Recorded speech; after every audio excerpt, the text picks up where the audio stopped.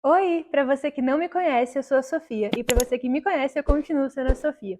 Hoje eu quero falar com você sobre um assunto que eu amo falar sobre, eu amo estudar sobre, que são pilares para um relacionamento íntimo com Deus. Então, se você ficou curioso, eu já peço para você deixar o like, deixar um comentário e ficar aqui para a gente descobrir esse assunto juntos. Os pilares são o que eu chamo de job, que em inglês é trabalho, mas a gente vai ignorar essa tradução, é só J-O-B. J é jejum, O é oração, B é Bíblia. Então, durante o dia eu falo, já fiz meu job hoje, já fiz esses pilares para esse relacionamento íntimo com Deus. Vamos destrinchar um por um à luz da palavra comigo? Jejum. Jejum é uma prática muito importante, fundamental para a intimidade com Deus. Ela não é obrigatória, ela não é algo que a Bíblia fala, olha, vai jejuar de dia tal, dia tal, dia tal. Não, mas o Senhor Jesus, ele fala sobre o jejum. Ele fala eu vou ler para vocês. Ele fala em Lucas 5:33 a 35. Um resumo do que estava acontecendo nesse contexto. Alguns fariseus, algumas pessoas chegaram para ele e falaram assim: nossa, os discípulos de João Batista jejuam, os discípulos de fariseus jejuam, por que os seus não jejuam? E Jesus responde no versículo 35: podem vocês fazer os convidados do noivo jejuarem enquanto o noivo ainda está com eles?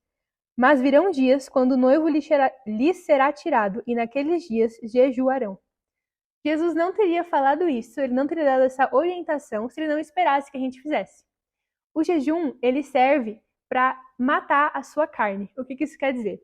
Quando a gente aceita Jesus como Senhor e Salvador, o nosso espírito fica pronto. A nossa alma, onde estão nossos pensamentos, a nossa carne também, o nosso corpo, nessas duas áreas, elas continuam em transformação. O corpo só vai ser oficialmente transformado na volta de Jesus, nós vamos focar na alma. A carne envolve desejos, tanto pecaminosos quanto assim alguns desejos que são fora do seu controle. Pessoas que não têm controle sobre o que comem, sobre o que falam. Inclusive, Tiago capítulo 3, fala sobre o poder da língua. Então, além de jejum de comida, há jejuns que a gente chama de propósitos espirituais para hábitos e práticas. Por exemplo, estou fazendo um propósito de rede social. Não porque a rede social é errada, mas porque eu entendi, pelo que o Espírito Santo me falou, que a rede social está me tirando a atenção de Deus, está me afastando de Deus. Então eu vou fazer um propósito de tantos dias sem a rede social. Agora que você já pegou um pouquinho o conceito do jejum, vamos falar dele na Bíblia. Tem vários jejuns por toda a Bíblia, tem o jejum de Esther, tem o jejum de Daniel, tem infinitos exemplos de jejum. Mas os que são mais famosos são os de Esther, que envolve realmente tirar a água, ou tirar a comida e deixar a água, em outros mais extremos, assim, em outros mais, com pessoas que estão mais fortalecidas espiritualmente, tira até a água, fica 3 dias sem comer e sem beber. O jejum serve para te levar para um nível de intimidade sobrenatural com o Senhor. Não por autopenitência, não por punição, não porque eu estou sofrendo, o Senhor vai fazer isso, ou não por barganha, né? Por exemplo, eu vou ficar 3 dias sem comer e o Senhor vai me dar isso. Não. O jejum é como se ele ampliasse a força da sua oração. É como se você falasse para Deus: olha, Deus, não é a minha carne que manda em mim, não é a minha alma que manda em mim, é o meu espírito que manda em mim, e o meu espírito está subjugado ao seu espírito. Então, se o Espírito Santo te falar para fazer um jejum, faça. Porque de vez em quando é bom de vez em quando, na verdade, frequentemente, é bom a gente mostrar para o nosso corpo, para nossa carne, quem é que manda, que é o Espírito Santo. Então a ordem é: o espírito subjuga a mente, que é onde está a alma, e a alma subjuga o corpo. Não é a alma em cima do espírito, porque senão ia ser um pandemônio o dia de hoje, porque ia ser todo mundo sem filtro, sem nada. Mas o jejum é isso. Só que não adianta você tirar a comida, tirar a carne, tirar algum alimento específico, tirar peixe, tirar ovo, tirar açúcar, se você não controlar a sua língua. Porque você vai continuar dando muita brecha para sua carne falar por você. E no jejum, quando você fica sem comida, é muito comum que você fique mais estressado, que as emoções fiquem um pouquinho fora de controle, mas é aí que você tem que aplicar 2 Coríntios 10, 3 a 5, que é você levar cativo todo pensamento a Jesus Cristo. E Paulo também fala, Paulo tem um jeito mais literal de falar, ele fala: eu esmurro minha carne à escravidão e a levo à obediência a Cristo. Então não adianta você jejuar se você, no meio do seu jejum, fica falando mal da vizinha, fica fofocando, fica julgando, criticando, reclamando. Isso deixa o jejum praticamente que inválido. Porque se o jejum é feito em uma ação de buscar intimidade, de matar a sua carne, fisicamente, por que você vai deixar a boca falar? A boca conta também no jejum. E eu quero ler para você um versículo que é Isaías 58, na verdade, versículos 6 a 11. Deus está falando assim: o jejum que desejo não é este? Soltar as correntes da injustiça, desatar as cordas do jugo, pôr em liberdade os oprimidos e romper todo o jugo?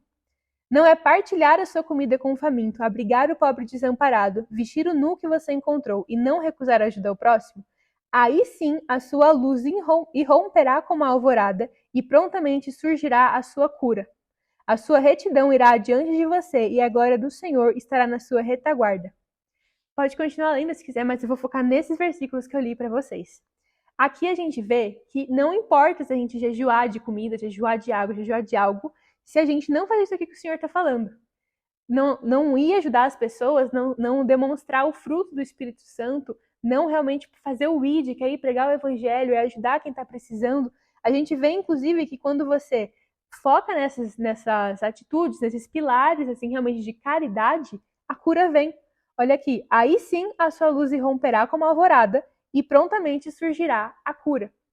O que eu quero deixar de lição aqui é que não importa o jejum de comida se você não está fazendo um jejum de coração, vamos dizer assim, um jejum de língua, um jejum de mente. A renovação da mente é muito importante, porque também não adianta você fazer jejum e pensar um monte de besteira.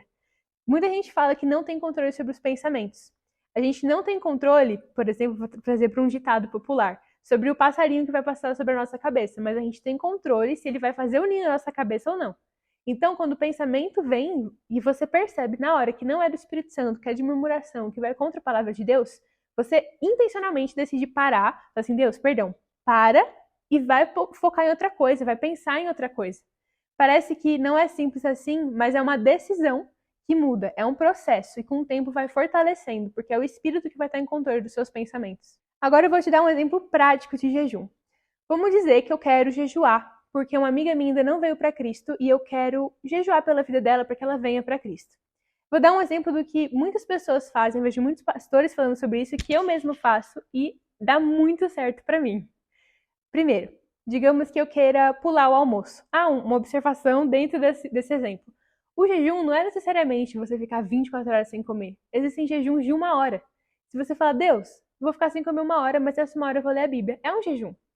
Tem até um jejum que eu fazia na minha igreja, que é o JMR. É jejum de julgar, mentir e reclamar.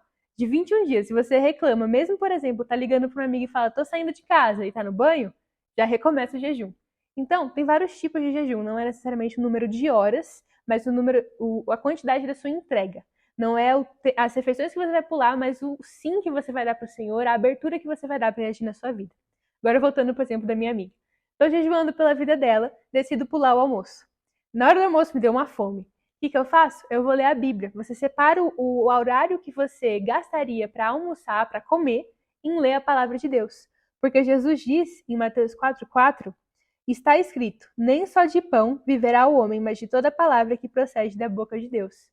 É como você tirasse o alimento do seu corpo físico e desse alimento para o seu corpo espiritual. Então, adquira essa prática no seu jejum de ler a palavra, de dedicar o tempo que você gastaria comendo a assuntos espirituais. As outras duas partes, os outros 2 pilares, eu vou falar em próximos vídeos. Então, se você gostou, se você ficou curioso, se essa palavra te edificou, eu peço que você deixe o seu like, se inscreva e deixe um comentário, alguma ficha que caiu. Isso me ajuda muito a compartilhar o Evangelho. Tenha uma semana e um dia abençoados.